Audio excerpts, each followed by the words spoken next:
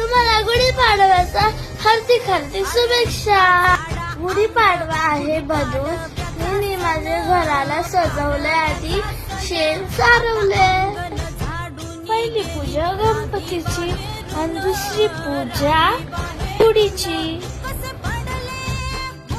आज गुढीपाडवा आहे. आजपासून आपलं नवीन वर्ष चालू होणार आहे. गुढीपाडव्यासाठी मी पुरणपोळी बनवले. त्या पुरणपोळ्या कशा बनवल्या चला मी तुम्हाला दाखवते. पुरणपोळीचं पीठ मळून घेतलेलं आहे मस्त की. तर आता पुरण भरून आपण पोळ्या लाटूया.